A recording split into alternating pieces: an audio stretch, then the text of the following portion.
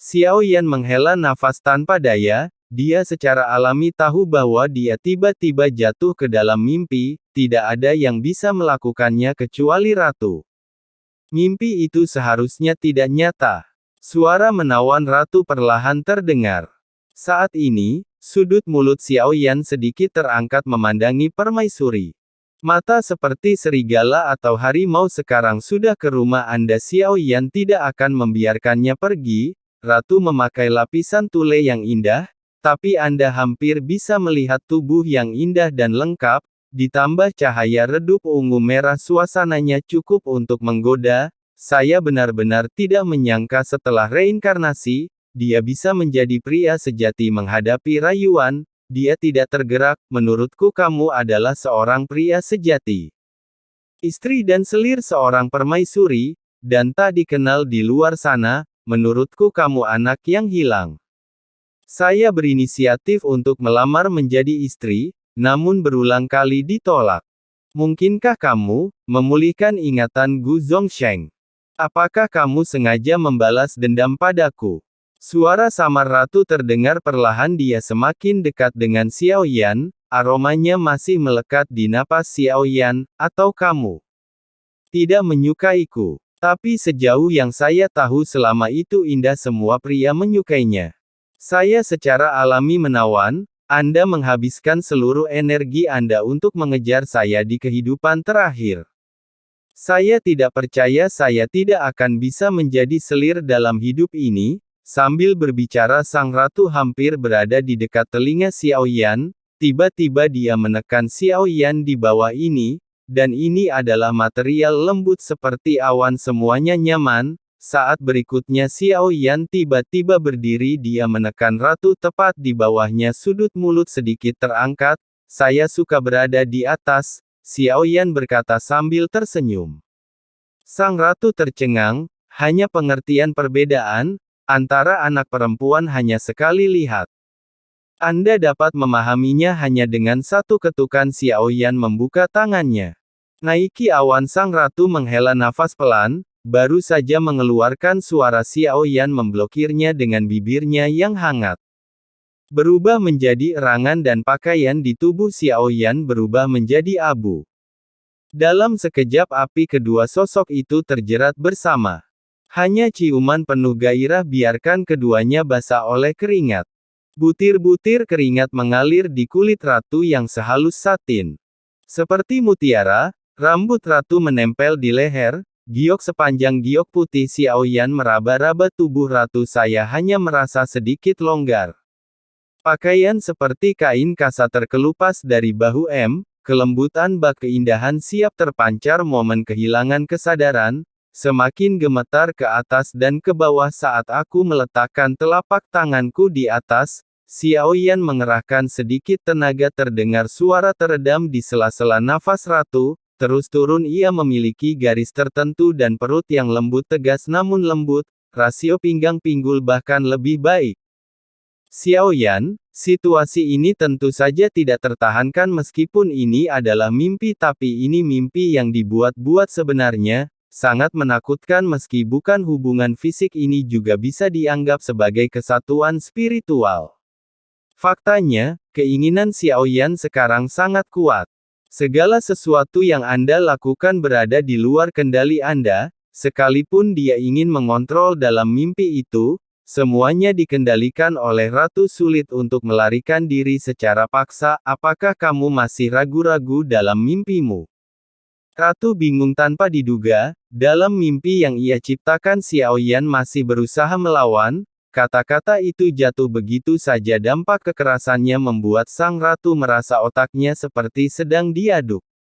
Suaranya tetap ada dalam mimpi ini. Beberapa hal tidak boleh terburu-buru. Selangkah demi selangkah, perasaan itu bisa menjadi lebih kuat. Suara Xiao Yan terdengar di telinga ratu. Anda memiliki cukup banyak pengalaman, sang ratu mendengus bangga. Sebenarnya aku tidak pandai dalam hal ini. Kini masih ragu-ragu. Habiskan lebih sedikit waktu bersama dan lebih banyak waktu terpisah dari istri Anda. Kehidupan seperti ini bukanlah yang saya inginkan. Xiao Yan mengatakan apa yang dia rasakan. mungkin Xiao Yan sendiri juga tertarik untuk berlatih kultivasi. Dapat dianggap sebagai bagian dari kehidupan, dan sekarang Xiao Yan berada di bawah tekanan yang luar biasa. Hal ini memungkinkan Xiao Yan berkembang pesat, namun sulit untuk kembali ke kedamaian yang pernah dialami. Beberapa orang terlahir sebagai raja harus mengambil tanggung jawab. Kebanyakan orang akan kehilangan sifat fananya setelah menjadi dewa.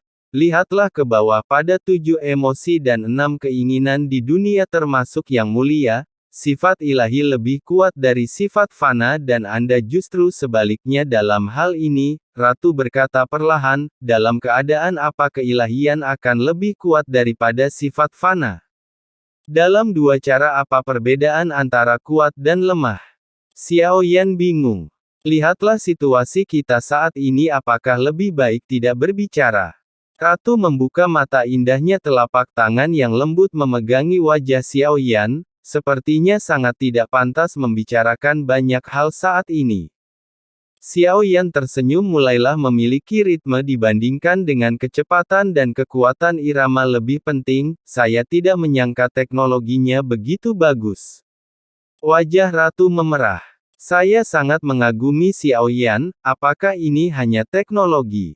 Tentu saja, bukan hanya. Dalam mimpi itu, mereka berdua bertindak tidak bermoral. Bukan hanya awan dan hujan tapi masing-masing melakukan yang terbaik. Setiap orang memiliki wawasan uniknya sendiri, tentang teknik ini sangat menarik.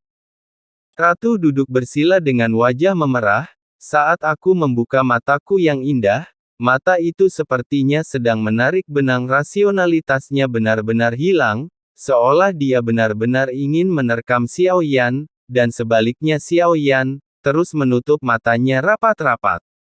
Tampaknya jika Anda membuka mata saat ini suasananya akan sedikit canggung, tepat sekali tidak besar, tidak kecil. Keterampilan kelas 1, aku ingin meluangkan waktuku.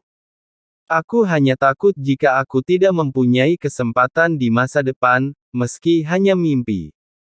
Tapi tidak meninggalkan penyesalan apapun, Ratu bergumam pada dirinya sendiri melihat Xiao Yan yang menutup matanya rapat-rapat, matanya berangsur-angsur kembali ke rasionalitas. Detak jantung Xiao Yan semakin cepat, butuh beberapa saat untuk menenangkan diri.